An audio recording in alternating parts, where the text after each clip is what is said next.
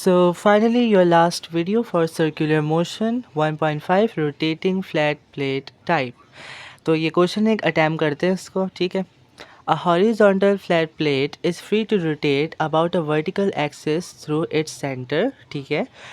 आपको इसका डायमीटर आपको इसका रेडियस डी दिया हुआ है. ये डायमीटर क्यों नहीं है? Because diameter is the distance between the 2 points of a circle, ठीक है. While the radius is the half of diameter. Um यहाँ पर इसका मास है और प्लेट दी हुई और रोटेशन हमें दिखाया हुआ है विच इज़ एंटी क्लॉकवाइज, ठीक है. वैसे by the way anticlockwise इसमें इंपॉर्टेंट नहीं है. A mass M is placed on the plate a distance D 35 centimetre. अच्छा, सबसे पहली बात, A2 में क्या आपको ज़रूरी है कि आप सेंटीमीटर को मीटर में कन्वर्ट करो या नॉन SI बेस यूनिट को SI बेस यूनिट में कन्वर्ट करो? तो आपको ये पता चलेगा अपने आंसर से, या आपको अगर ऐसा यूनिट दिया हुआ है उसमें आंसर में which is in centimetre centi something like that, वो SI बेस यूनिट नहीं है, तो फिर तो आपको ज़रूरी नहीं कि आप कन्वर्ट करो. लेकिन अगर SI बेस यूनिट में दिया हुआ है सच एज एम्पेयर्स या सेकेंड्स या मीटर्स, तो obviously you need to convert it. वैसे mostly you need to convert it, लेकिन जब आपको क्वेश्चन में पूछा ही नहीं गया, आपका आंसर जो है वो नॉन SI बेस है, तो कन्वर्जन की रिक्वायरमेंट नहीं होती इन योर A2 फिज़िक्स. तो काफ़ी बच्चे इसमें स्ट्रगलिंग करते हैं कि भाई कहाँ इसको कन्वर्ट करना है, कहाँ नहीं कन्वर्ट करना है. वो तो आप पास ये क्वेश्चन सॉल्व करोगे तो आपको खुद अंदाज़ा हो जाएगा कि किस किस मकाम पर, किस किस जगह पर वो आपसे पूछते हैं टू कन्वर्ट. वरना आपको ज़रूरी नहीं है कि कन्वर्ट करो, but yes in this case you need to convert it, ठीक है. From the axis of rotation, the speed of rotation is increased, ठीक है, from 0 until the mass slides off the plate, ठीक है. यानी इतनी ज़्यादा स्पीड इसकी बढ़ा दी कि ये मास जो है वो प्लेट से बाहर चला जाए. The expression gives the maximum frictional force FF between the plate and the mass. F is equals to 0.72 W. अच्छा, ये W क्या है? नेक्स्ट स्लाइड से देखते हैं. So, determine the maximum number of revolutions of per minute for the mass m to remain on the plate, ठीक है. यानी कि आपको इसका maximum number of revolution per minute, क्योंकि मिनट की बात हो रही है तो आपको पता चल गया होगा कि यहाँ पे कन्वर्जन रिक्वायर नहीं है, ठीक है. सो द सॉल्यूशन में हम सबसे पहले यहाँ पे स्टेप्स दिए हुए हैं आपको. अब सबसे पहले करना क्या है, वो आपसे ये पूछे कि एक मास है जो कि प्लेट पर रखा हुआ था, ठीक है, और जैसे जैसे वो स्पीड बढ़ती जाएगी, मूव करता जाएगा, उसकी प्लेट मूव करती जाएगी एंटी क्लॉकवाइज, तो जो मास है वो इतना टाइम उसको लग जाएगा कि मास जो है वो बाहर चला जाएगा प्लेट से, ठीक है. तो यहाँ पर आपको क्या डिटरमिन करना है, the maximum number of revolution per minute for the mass m to remain on the plate, ठीक है.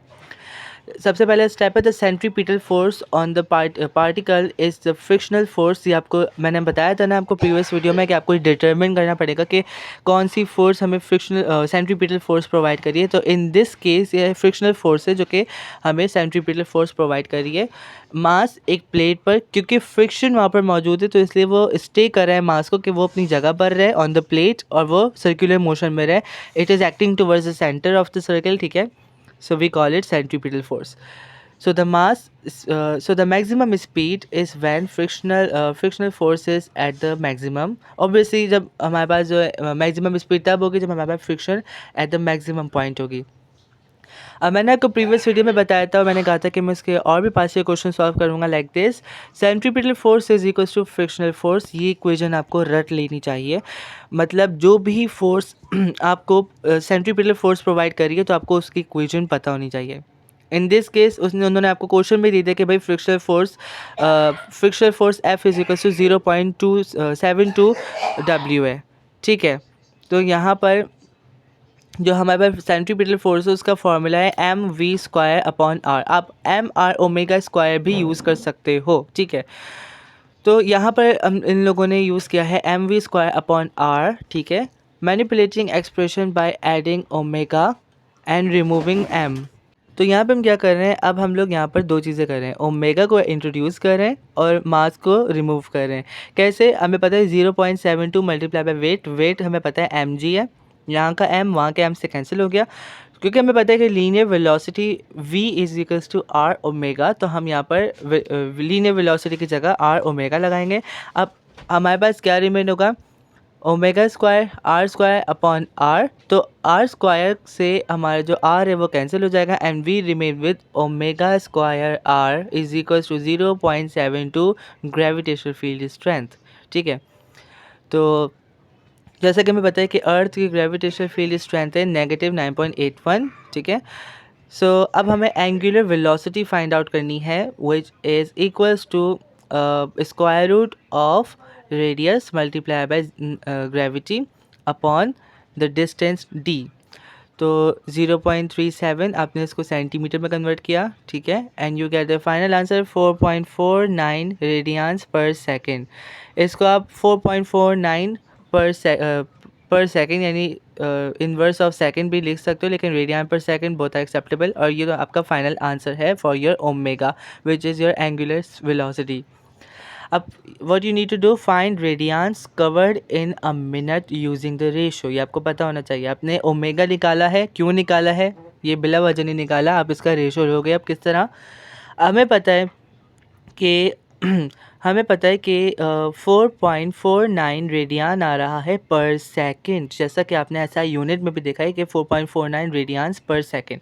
तो एक सेकंड में अगर 4.49 रेडियन है तो आपने क्या कहा था, determine the maximum number of revolution per minute. ठीक है, तो एक मिनट में 60 सेकंड होते हैं, तो अगर एक सेकंड में 4.49 रेडियंस आ रहा है तो 60 सेकंड में कितना वो आ रहा होगा रेडियंस। ठीक है, तो ये आपको पूरा इक्वेट करना है which is you getting your final answer which is 269.5 radians. ठीक है, divide radians covered by 2 pi to find revolutions. सबसे पहले आपने ये वाला रेशो ले लिया कि इतना रेडियन आ रहा है, लेकिन आपसे रेडियंस से पूछा, आपसे रेवोल्यूशन पूछा, तो रेवोल्यूशन क्या होता है, यानी मैंने आपको बताया था for one circle the revolution is 2 pi upon T which is your angular velocity. ठीक है, तो यानी 2 पाई का मतलब क्या है, एक पूरा सर्किल यानी 360 को रेडियंस में करोगे 2 पाई। अब आपको डिवाइड रेडियंस कवर्ड बाय 2 पाई, जितना भी आपके पास रेडियन आया उसको 2 पाई से आप डिवाइड करोगे to find out the final revolution which is 42.9, जिसको आप 42.9 नहीं लिख सकते, you need to convert it to significant figures which is 43 revolutions per minute. ठीक है, यानी एक मिनट में हमारे पास 43 रेवोल्यूशंस आएंगे। तो ये आपका 3 स्टेप का वर्क है। Obviously you are getting 3 marks for it, जिसमें आपका 1 मार्क होगा for finding out the omega, second mark आपका रेशो का, और थर्ड मार्क आपका डिवीजन का है, यानी आप डिवाइड करोगे to find out the final revolution. तो इस तरह से आपको पूरा प्रोसीड करना है अपने वर्क को। You need to show your every working. आपको नहीं पता कि आपके मार्क्स स्कीम में आपको मार्क्स जो है वो कभी कभार आपके फॉर्मूला के भी ग्रांटेड होते हैं। तो ये नहीं कि आपको सब आ रहे हो तो फॉर्मूला नहीं लिखो कि भाई एग्जामिनर को तो पता है कि ये फॉर्मूला है, हम तो सिर्फ आंसर पुट करेंगे या वैल्यूज़ पुट करेंगे। No, you need to write the formula also, and this is how you need to do your work. So next पास से क्वेश्चंस में मिलते हैं अब तक के लिए। So till that's here. Last but not the least, very important बात ये पता होनी चाहिए, in such cases one key point to remember is that the centripetal force is the force towards the centre of the circle. So जैसे मैंने आपको बताया था, centripetal force acts only towards the centre of the circle. So F C is equals to F G, where the centripetal force is equals to gravitational force minus Fr, which is the frictional force pushing or outwards। ठीक है, इसका क्या मतलब है, इसका मतलब ये कि जो सेंट्रीपिटल फोर्स है, भाई सेंट्रीपिटल फोर्स कोई ऐसी फोर्स होगी जो कि सेंट्रीपिटल फोर्स प्रोवाइड कर रही है। लाइक अगर हमारे पास ग्रेविटेशनल फोर्स है, फ्रिक्शनल फोर्स है, हमने पहले प्रीवियस वीडियो में पढ़ा है इलेक्ट्रिकल फोर्स, ठीक है, तो वो, या फिर और भी हमारे पास फोर्स आती हैं जो कि हमें लाइक टेंशन फोर्स या हमें सेंट्रीपिटल फोर्स प्रोवाइड करती हैं। In this case one key point to remember, ये बहुत इंपॉर्टेंट बात है कि F C is equals to F G minus F R, जिसका मतलब है कि सेंट्रीपिटल फोर्स वो फोर्स होती है जो कोई ना कोई फोर्स सेंट्रीपिटल फोर्स प्रोवाइड करती है। इन दिस केस ग्रेविटेशनल फोर्स को आप माइनस कर रहे हो from the frictional force which is pushing outwards. इसका मतलब ये कि जो ग्रेविटेशनल फोर्स है ऑफ एन ऑब्जेक्ट वो डाउनवर्ड्स है, यानी अर्थ की तरफ है, अट्रैक्ट कर रही है, और फ्रिक्शनल फोर्स जो है वो पुशिंग आउटवर्ड्स।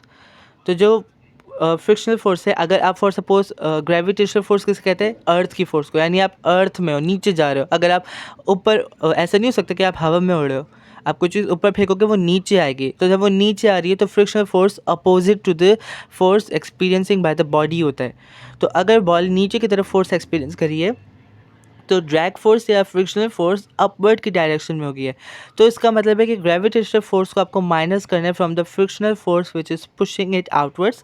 या आप अपने ग्रेविटेशन में भी पढ़ोगे आगे जाकर in your next chapter. So इसको यहाँ तक ही रखते हैं फिलहाल।